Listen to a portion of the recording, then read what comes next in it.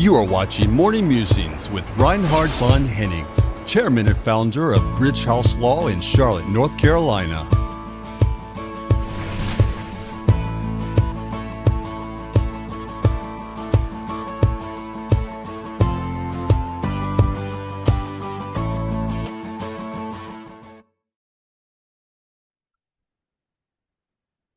What is heliciculture? Hello, this is Reinhard von Hennigs, and the quick answer is it is an eco-friendly and profitable farming practice. It involves snail farming and therefore the word heliciculture. It is an emerging trend which is unique and profitable by itself in the agricultural sector. So why does snail farming now matter for global businesses? The practice of breeding and raising edible land snails, primarily for human consumption, has been out for a generation, but nowadays it has garnered some attention with regard to its sustainability on the one hand and on the economic potential on the other hand.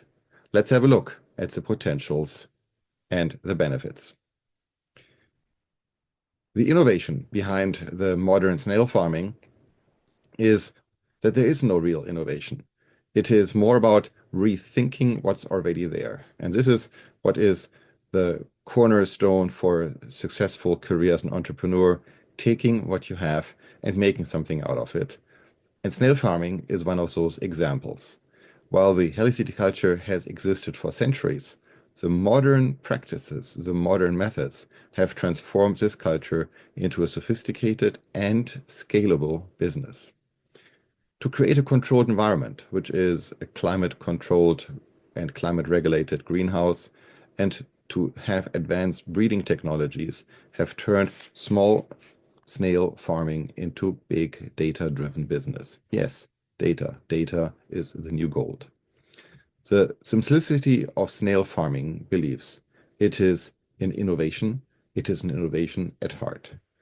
Techniques such as vertical farming structures, big structures of biosecure enclosures, automated feeding systems are all there to automate and to optimize the productivity.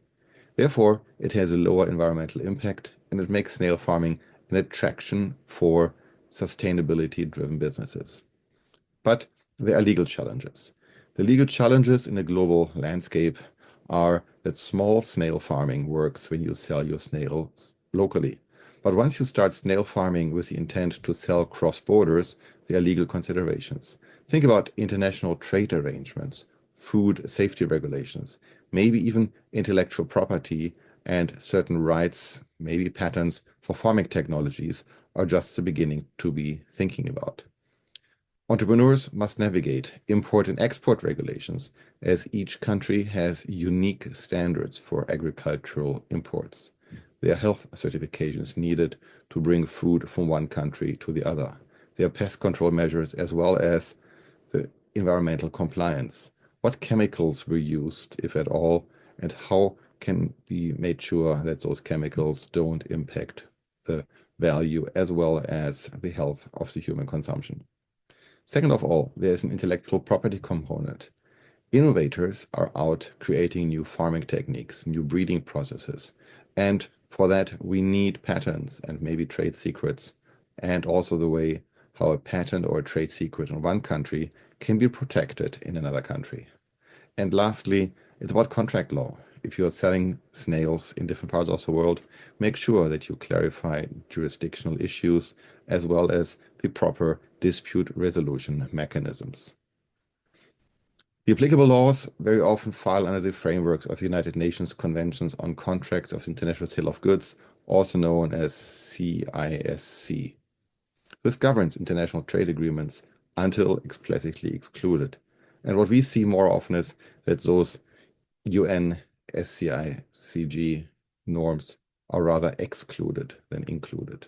Understanding these legal nuances is crucial for mitigating the risk of cross-border transactions.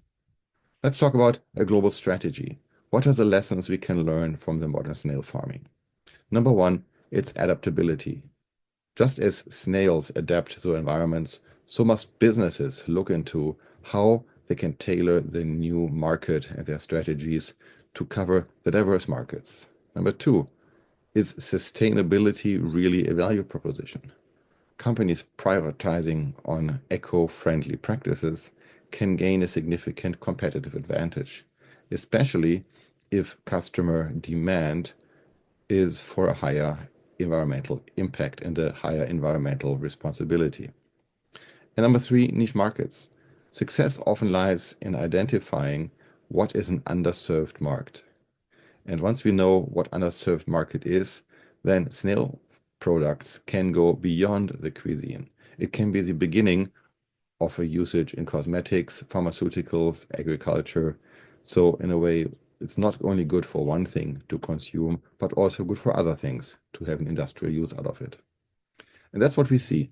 Modern farming meets global entrepreneurs and global enterprises.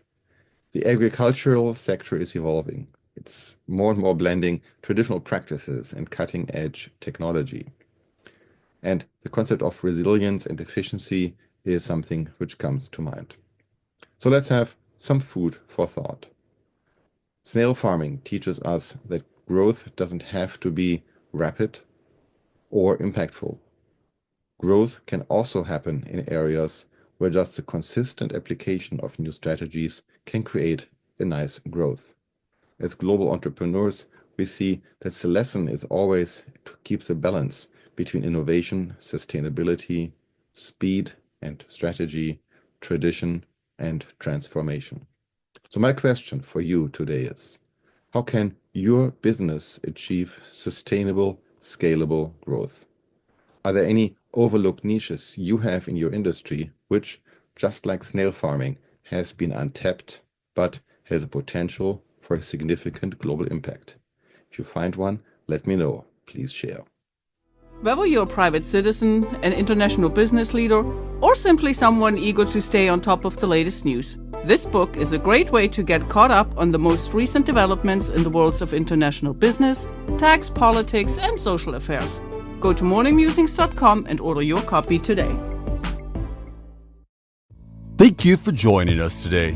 If you would like more information about Bridge House Law, please visit our website at bridgehouse.law.